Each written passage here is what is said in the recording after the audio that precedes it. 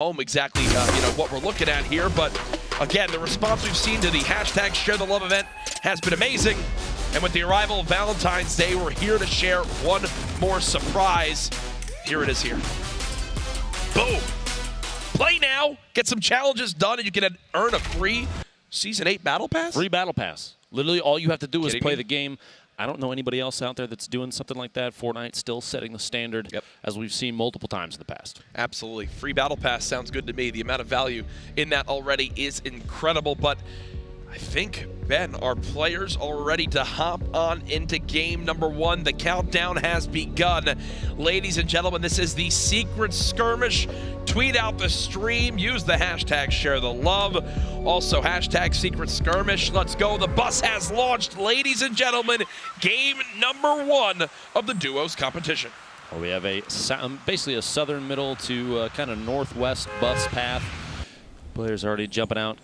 I would expect at this point a pretty even spread. That south side of the map, we've seen multiple times in the past, was typically kind of a heavy drop. That little village in the southeast corner. But I'm going to be honest, based on what I've seen from Scrim games, Frosty Flights is typically a pretty heavy drop. Wailing Woods, the corners of the map have quite a few materials. Plus those Stormwings, Jack, especially for mid-game rotations, are very important. It's not going to get you all the way past, let's say, Circle 6, Circle 7. At that point, maybe things are a little too tight. You have a moving circle and people are going to start maybe shooting you out of the air. Yeah. But a Stormwing will get you pretty far.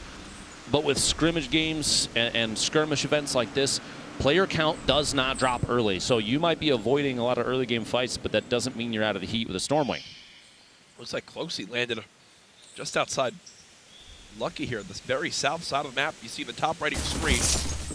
100 players remaining, 50 duos left. The new update that came out in the patch notes, the bush, it's actually really, really good now, Lupo. Yeah, it gives you a little bit of a defensive measure, just like the Snowman did previously. So it is interesting to see players. I'm going to be honest, before this update, I probably would have been flabbergasted to see a player run around with a bush.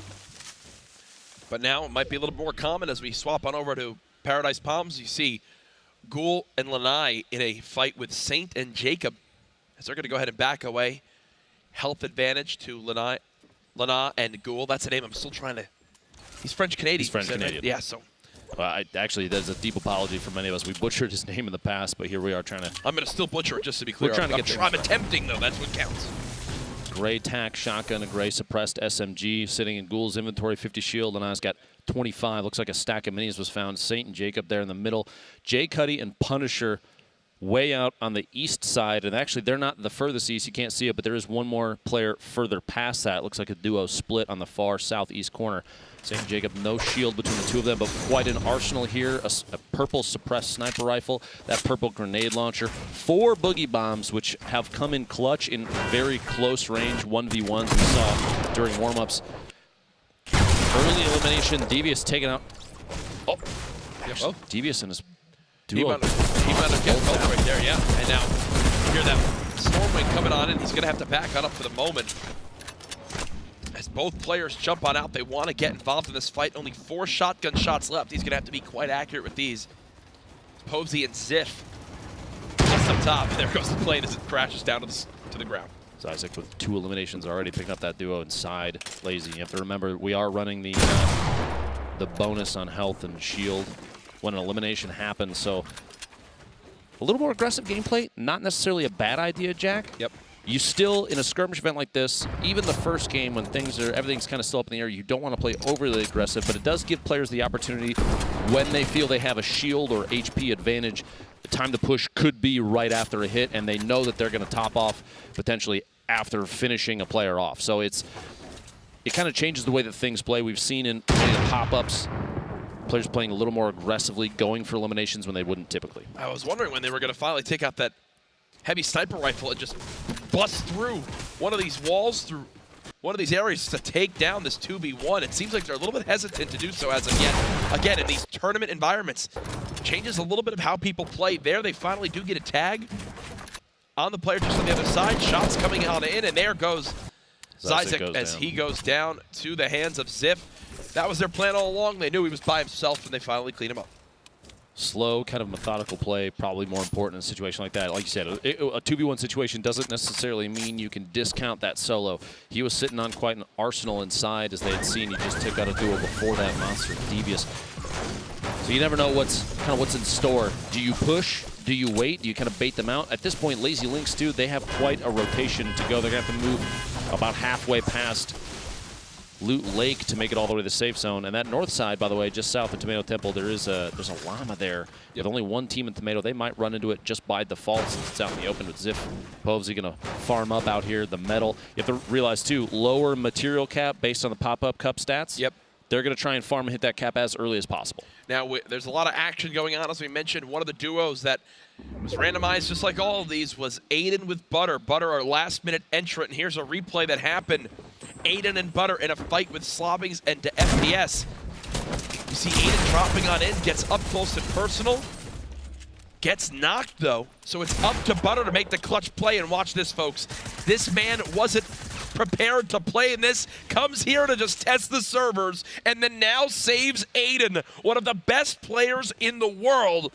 And oh, no. Harmful and Nick Merckx have now claimed the top of Big Red.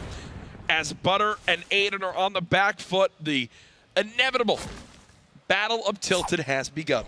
I feel like we've seen this a number of times in the past. I don't think anybody's complaining. Aiden and Nick Merckx often seen toe-to-toe here in Tilted Towers. This time, Butter and Harmful. It's interesting, too. Nick Merckx and Harmful both tend to drop Tilted, and the fact that they're paired up for this, yep, that's a match made in heaven for a Tilted drop, Jack. And another thing to point out as well, want to make sure everyone at home sees this in the spectator client right now. You might be wondering a couple quick little things. One, the where exactly is the material count? Well, that little build icon with the 70, that means they can place 70 materials, meaning they have around 700 materials they can use. Butter with a ton to his name, but here comes the fight. Aiden gets knocked. It's Harmful and Nick Merckx pushing on in. This looks like it could spell disaster for this duo. Aiden has been eliminated. Butter all by himself against Harmful and Nick Merckx. Good luck, my friend. Down 50 shield as well. Nick and Harmful both sitting 100. Quite a disadvantageous position, but we'll see if Butter, it looks like he's trying to bait either Nick or Harmful in and just go for a quick shot. Try and catch somebody off guard. They're searching for him. He's trying to stay crouch walking around underneath. He does have a trap there. See if he can bait them into it. Looks like his position is known. He's going to have to try and build some ramps and defend. The shots coming through. Harmful and Nick both making connections, and Butter goes down. He was able to save Aiden in the previous engagement, but this time around, Nick Merckx asserts dominance. Nick Merckx and Harmful win Tilted Towers, back on over to Paradise Palms. That fight earlier from Saint and Ghoul, it looks like Jacob and his teammate have popped back in. It's Saint now popping on the res. It looks like the and there's no way. There's no way he's going to be able to get him. Nope. Down goes Jacob and Saint all by himself. Another 2v1 situation. He's not the only one here, though. There are a number of other teams kind of circling Sharks in the water. Jack looking to see if they can pick up a third-party Elam. These early game eliminations often very key in securing the checkpoints for overall points for the event. Even just one or two, and you pick up a couple late game, can make a huge difference. We do have 81 players left, 43 duos total, as this first circle is coming to a close. And we will see where the next rotation happens. Looks like it's centered basically just northeast of Shifty Shafts, right on the river. And you see how much Satan is trying to farm up to get any material possible. He can only build 14 walls or structures in total right now between the metal wood brick he has. A nice shot on the goal.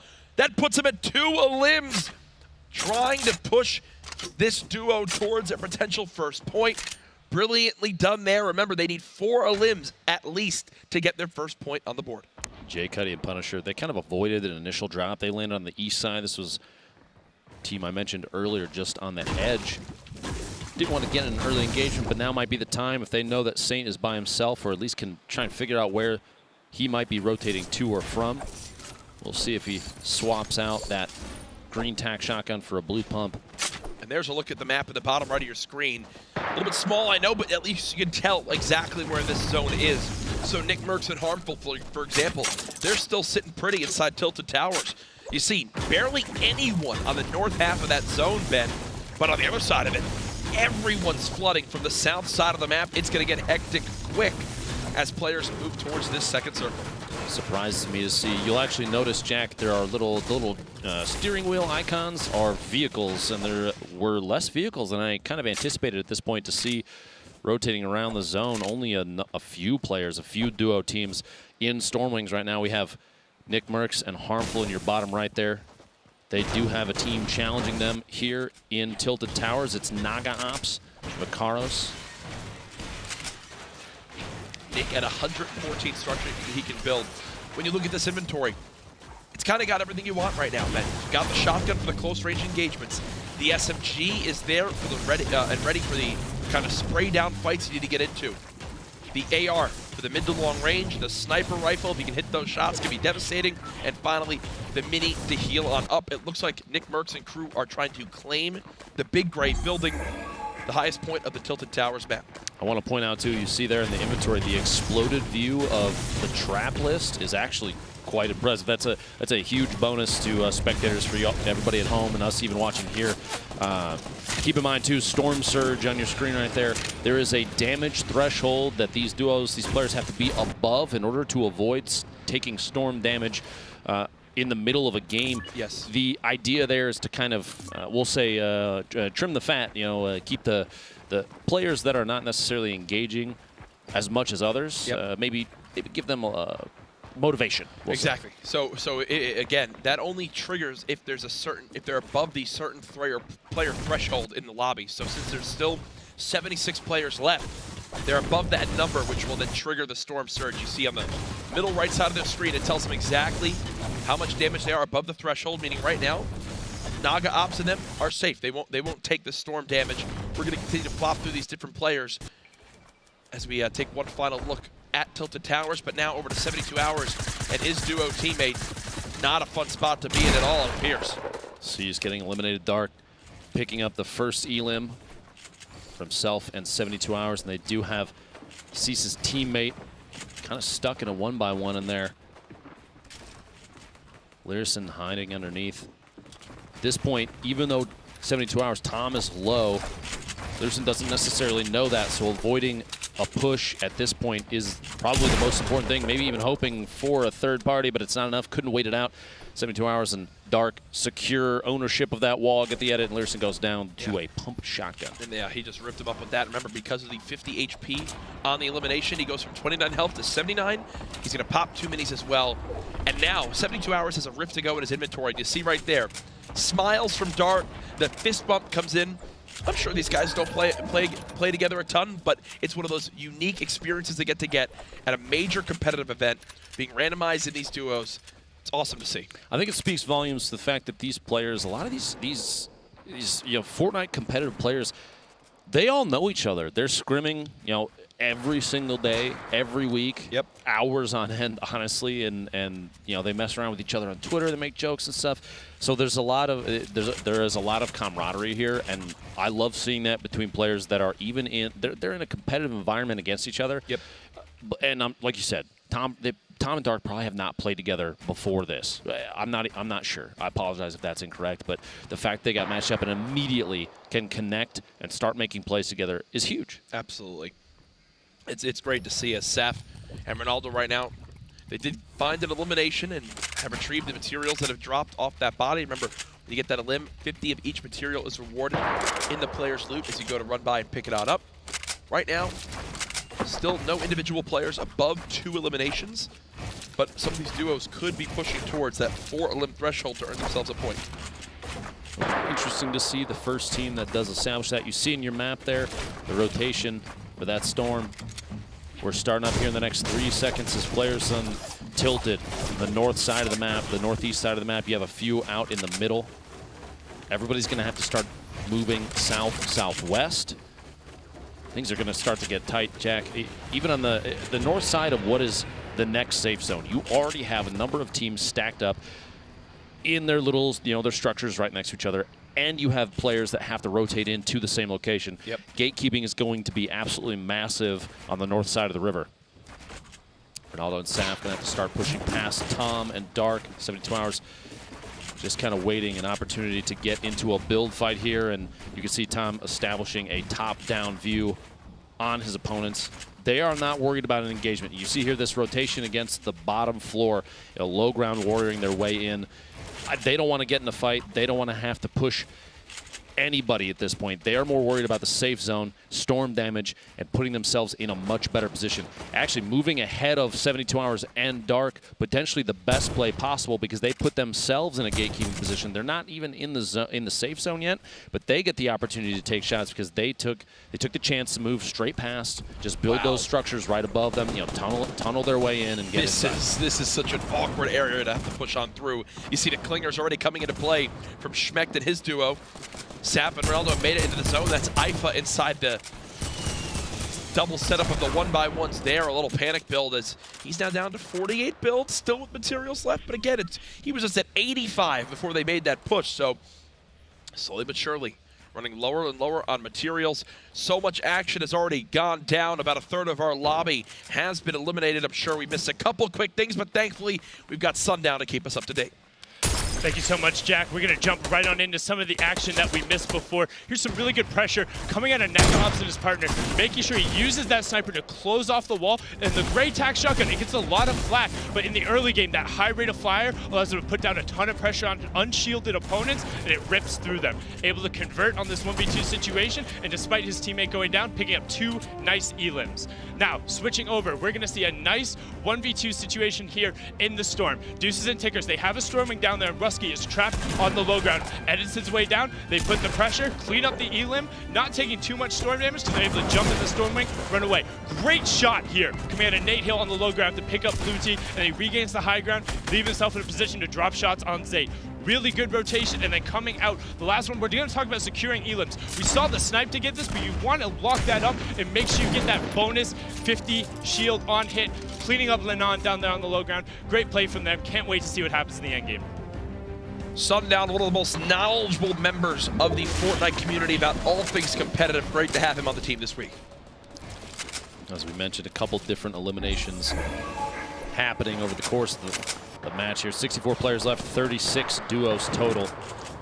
There are still 64 players in this circle. And one of the most notable duos we mentioned earlier, the one that we're kind of keeping our eyes on, Chap and Cloaksy. Chap with a single elim, just under 100 builds, and they're stuck very close to multiple teams. Does not surprise me at this point in competitive Fortnite. You often see this, a lot of more secure, strategic gameplay. No one wants to risk getting caught off guard here, caught on the outside. And you see that I don't know if you caught that. That was a deagle shot into the wood wall right next to Cloak and did not break it. That changed from 150 to 100 already apparent. Oh yeah, shots on Sheep and Dobai. Cloak trying to do any damage that he can. Applying pressure in a situation like this, especially as rotation is happening, is super important because if someone comes up behind Dopai and Sheep, Cloak can take the opportunity to get an elimination or two for his duo. Looks like they might be safe at this point too. Jaeyoung and Blind just above them. Out of the southeast, and that stink grenade is going to push Cloak and Chap. The zoning ability of the stink, incredibly important, and they're going to keep applying pressure, forcing Cloak and Chap to rotate even more, burn through more builds. Jack. And they're only 51 damage above that damage threshold. There goes Dopai and Sheep. It seems like for the moment they can breathe. As you've got Jaeyoung and Blind and Takata all nearby. The next zone has been revealed. We'll make sure to show you guys exactly where that stacks up. 56 players remaining. You see Jaeyoung and Blind very happy to be in this new zone. Cloaksy and Chap were in as well. They're just on the cusp of that damage threshold. But now this is where these lobbies begin to drop like flies, Lupo. When everyone's got to begin to move. 52 players remaining right now, but expect that number to dwindle quick. Jaeyoung and Blind looking for any opportunity for a third party to catch someone rotating. That's Frosty insane just behind the hill there. Not on the same team, but Jaeyoung's trying to take advantage of the opportunity there. A lot of loot sitting out in the open, and Tyler's going to swing in just past. You see him shoot past the screen right there. The launch pad being very important for rotations. 50 players left, 49 players as the next storm starts to push, and everyone that is stuck outside of that white circle in your minimap is going to be in a tough spot of forced rotation. You're looking for people to start popping their rift to goes. A launch pad, you're going to see a lot of people recycle launch pads to try and move into this safe zone. Players will literally land on top of each other and build up as fast as possible. Cloak and Chap still running here, still alive. Multiple teams. Looks like Nick Merckx knocked down in there. It looks like actually Tfue had knocked Nick and secured that elimination. Nick Merckx out of this first game. Cloak and Chap sitting on 4 eliminations. That means they have secured a point already, Jack. An excellent spot to be in. The leaderboard, very important even in these early games. Every single elimination counts. Chap and Cloak both having to build and defend themselves. The edit's very important. You'll see quick resets to look through. They want to make those walls transparent so they can see any chance for a third-party shot. And there's still a launch pad inventory of Cloaksy. They're actually close as well towards where this next zone will be. You see how far they're going to have to move for this next circle. We're about to be on storm 6 of 9 as it's pushing forward. Here we go. They're going to have a minute to make this move. 38 players remaining, 24 teams. So there's a lot of solos out there now, Lupo, trying to clutch on up for their squad. As here we go, the train now begins. Morgassi, bottom left of your screen. Nolan as well. 2 of the players, well, you see Morgassi, the winner of the summer skirmish. You got Nolan, the winner of the winter skirmish. Still both in this lobby. This rotation in just outside the zone. Some players try and push as close to the edge of the storm as early as possible. They want to be on the front of the push.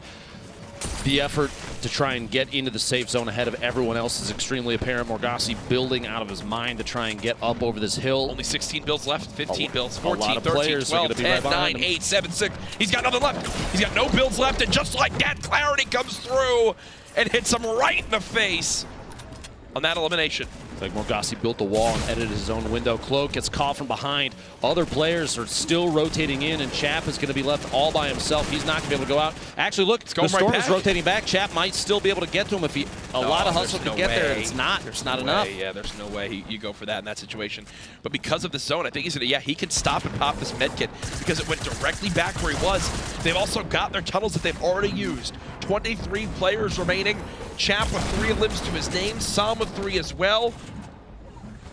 Looks like Bowman now knocked. Vivid still alive, but barely. They do have a combined 4 eliminations, which will give them 1 point. Remember, via placement, you need to be top 5 to earn a point for placement in this duo competition. Vivid just bouncing around right now. Here's players above trying to save some of those materials. Only 33 players left. Also, only 21 AR shots. That's a knock on the Funk Bomb. Can he go for the full cleanup? It doesn't appear so as of yet. At this point, it might not be a big deal. The hope that Funk Bomb maybe gets caught by another player rotating to the same area. Super far zone for him. Everybody's got to move east, southeast, Jack. Dmo with 6 eliminations.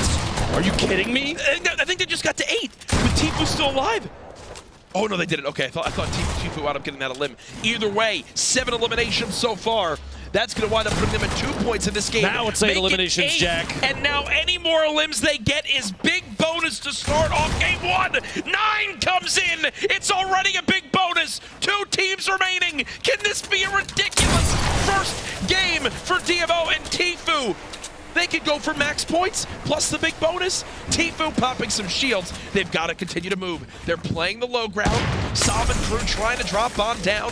Tfue the target of both enemies right now. Dmo drops him in and chunks him down. It's a 2 versus 1. Tfue and Dmo already with 10 eliminations. The big bonus has kicked in. It all comes down to Sam. The man has 3 limbs alone. Dmo and Tfue. Advantage in this game. Not many builds left.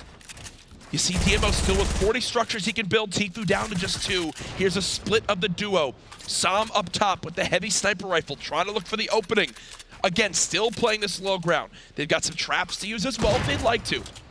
This is just game 1. Sam charging on in. Dmo and Tfue trying to break through these walls. Sam still on the high ground. Sam now weak, and there he goes! Dmo and Tfue, 11 eliminations, and the victory royale. What a surprise! Tfue's on top. Absolutely unbelievable. These two, Ghost Gaming and FaZe, both have to feel fantastic about that. And this duo picking up the first victory royale. The final moments here, you see Sam trying to assert dominance with that top-down view, but height isn't always the advantage. Dmo and Tfue both applying pressure constantly. You saw Dmo there shooting out the surface that Sam was standing on, so Tfue could get that one last shot in, get that last elimination, secure the first victory royale of the day, Jack. Was that just a 9-point game? It was indeed. I think that was a 9-point game from Dmo and Tfue. My goodness, folks. Talk about an electric Game 1 performance. You see Nick Merckx smirking in the background. There's a reason why Tfue is still the winningest player in Fortnite prize money history. Doesn't surprise me at all. And regardless of the elimination count, Dmo had 9, Tfue had 2. That duo had 11, Jack, and that speaks volumes to how on top of the game they were every moment of the way. We even caught Dmo in the middle of that. You were saying 6 eliminations, and then suddenly just snaps the shotgun over and picks up a 7th, an 8th, and they just keep on rolling. An unstoppable force every moment of that game. If that's a sign of things to come, those two could be on top throughout the day. Insane performance to kick off game number 1. Reminder, we have 6 matches we're playing today and a whole nother day of competition tomorrow with the solos. I mean, I don't know why we even doubted them. We should have talked more about them in the intro. Now I'm mad, but either way, I believe we've got our players on the floor with an interview. Hey guys, I am joined by Tfue and Dmo. Absolutely outstanding performance, 10 eliminations and the victory royale. But we got to talk about Dmo. 9 eliminations, that low ground shotgun rampage. What was going through your head during that? Nothing. Tfue was just turtling in for me, so I was just gone out, just trying to kill people. That's really it. Just got lucky, I guess, with people around us, and it happened the way it did, I guess. I don't know. A lot of adrenaline going through your mind, clearly. And Turner, amazing job as always. I mean, 1 elimination, I'm sure there was a lot of assists. I did see that you did not have... I think I had 2, yeah. 2. Oh, 10, okay, sorry, 2, double that. I did see on Twitter that your Valentine is Cloak, but after this gameplay from Dmo, can you maybe see him becoming your Valentine after today? Absolutely. I was just turtling in, and all I could hear was just, got another one, got another one, got another one. He's dead, he's dead. I was like, what is going on, bro? There's like nobody left, dude. Chill out. It was crazy. No, he absolutely slayed out that last game. It was definitely an ideal first game, for sure. So I'm hyped. I am very hyped, too. So going into game number 2, do you plan on changing anything up or just rinse and repeat? Rinse and repeat, I think. Maybe ram a couple kids with planes or something. I don't know. We'll see. Yeah, it definitely gets fun here after getting that big bonus. Well, guys, congratulations on your first win, and good luck in the next one.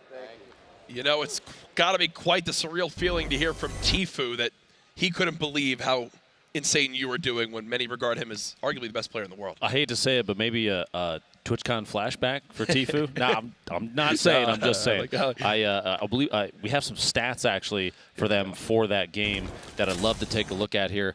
Total damage dealt 1,422. They took almost as much, 1,135, 7 shotgun eliminations of the total 11. That 7 means a lot, Jack. That means that they were on top of their opponents for a majority of the fights. Yep. And that doesn't surprise me. A lot of competitive Fortnite comes down to those close-range fights because building at this level they excel. Insane. In a level that not a lot of players